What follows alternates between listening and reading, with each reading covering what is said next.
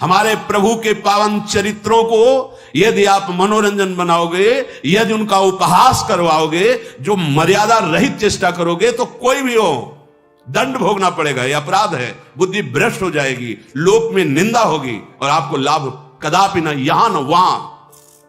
यह हमारा जीवन है, इसी के सहारे से हम भगवदानंद की अनुभूति करते हैं।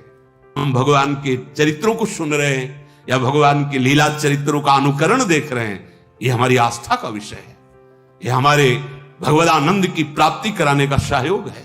एक एक शब्द, एक एक चेष्टा वैसी तो कोई कर ही नहीं सकता, क्योंकि भगवान अनादि अनंत महामहिम। तो उनके कुछ वो पावन चरित्र जो नरलीला से संबंधित हैं, जिनको हम देखकर भाव में डूब जाए, जिनको हम देख करके राममय हो जाएं, कृष्णमय हो जाएं, ये लीलानुकरण की पद्धति महाप्रभु हरिवंश चंद्र जी ने रासमंडल में सर्वप्रथम लीला का प्रादुर्भाव किया, अनुकरण लीला का। जो सत्संग है, भगवान के चरित्र हैं, भगवान के गुण हैं, बोलने वालों में, दिखाने वाले और देखने वाले तीनों को समझना चाहिए कि यह केवल मनोरंजन का विषय नहीं है, यह हमारे आराध्य देव का विषय है। यह हमारे प्राणों पर आघात होगा अगर शब्द बिगड़ गए तो, अगर लीला अनुकरण की मर्यादा बिगड़ गई तो। देखना, सुनना और बोलना तीनों सावधानी के साथ होने चाहिए, क्योंकि ये हमारा जीवन, हमारा प्राण है, और अगर ये बिगड़ गया तो संभालेगा कौन फिर। जैसा मनाया वैसा छवि बना दिया, जैसा मनाया वैसा अनुकरण कर दिया, जैसा मनाया वैसा बोल दिया। नहीं नहीं नहीं, ये हमारा हृदय है, हमारा प्राण है, हमारा धर्म है, हमारा जीवन है, हमारा अस्तित्व है। यही होगा, कलयुग का प्रभाव यही है, हमारे अस्तित्व को मिटाने में।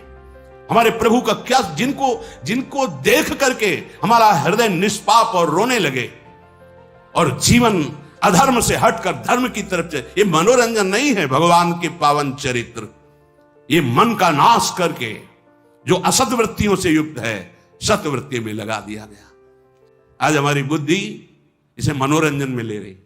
भगवान के लीला चरित्रों का अनुकरण, भगवान के लीला चरित्रों का गायन बहुत सावधानी से होना चाहिए, जिससे हमारी आस्था, हमारे आस्तिकता पर, हमारे हृदय आराध्य की कहीं भी उसमें चोट न पहुंचने पावे। अगर चोट पहुंचेगी तो विश्व में कोई ऐसा नहीं जो इस अपराध को पचा सके। तुम्हारा वैभव, तुम्हारी बुद्धिमत्ता, तुम्हारा बल, तुम्हारा प्रकाश सब नष्ट हो जाएगा। भगवान मनोरंजन की चीज नहीं है, भगवान कोई मनुष्य नहीं है। भगवान अपनी महिमा से अवतरित होते हैं, उतरते हैं, घटते हैं, फिर वो हमारे जैसे आकर ऐसी परम पावन लीला करते हैं, जिसका गायन करके, अनुकरण करके, दर्शन करके हम भगवदानंद को प्राप्त हो जाए। आज हम सत्संग को, भगवत लीला अनुकरण को मनोरंजन बना रहे हैं। बस रीझना चाहिए, सामने वाला रीझना चाहिए, बस वो हम कुछ बोले वो रीझे। नहीं नहीं नहीं, ये बात नहीं। ये अगर ये बात रहेगी तो फिर हम भगवत प्राप्ति के मार्ग में बहुत बड़ा अपराध कर रहे हैं। चाहे हम उपदेश कर रहे हो, चाहे हम लीलानुकरण कर रहे हो, कुछ भी, ये बहुत बड़ा अपराध हो जाएगा यदि हम अपने प्रभु की मर्यादा और महिमा को मनोरंजन में उतार देंगे। नहीं, ये तो सुरक्षित रखा जाए। सबसे प्रार्थना है शास्त्र सम्मत भगवत चरित्र सुने जाए, शास्त्र सम्मत भगवत लीला अनुकरण दर्शन किया जाए। शास्त्र सम्मत आचरणों के द्वारा भगवान की प्राप्ति होती है। मनमानी लीलानुकरण या मनमानी बोलना या मनमानी आचरण करना, यह केवल नरक प्राप्ति का हेतु हो सकता है, भगवत प्राप्ति का हेतु नहीं हो सकता। बहुत सावधानी के द्वारा हम अपने मन को सत्संग में लगाए, भगवत लीला दर्शन में लगाए, भगवत लीला चिंतन में लगाए, इसी में परम मंगल होगा।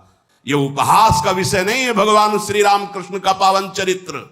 यह मनोरंजन का विषय नहीं है कि तुम जैसा चाहो वैसा बोल लो।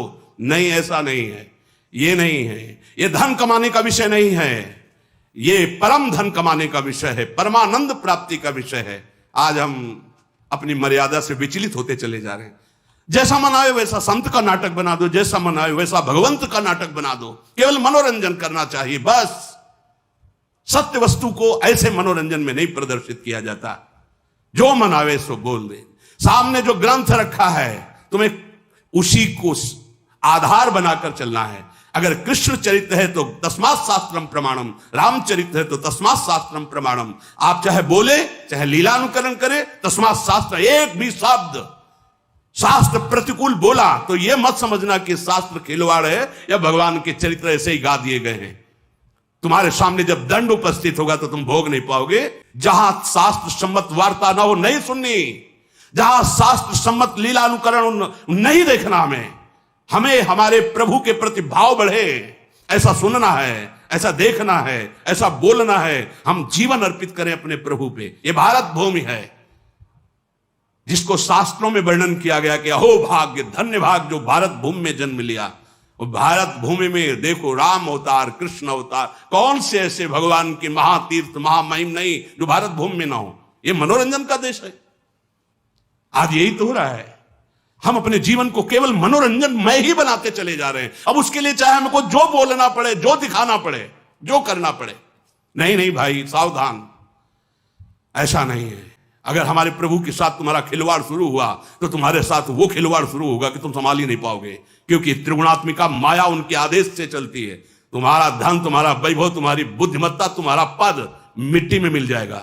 ये भगवान के पावन चरित्र हैं, भगवान के पावन गुण है। संभाल कर बोलो, संभाल कर सुनो, जिससे तुम्हारा भाव बढ़े, तुम भगवदानंद को प्राप्त हो। श्री राधा वल्लभ लाल की।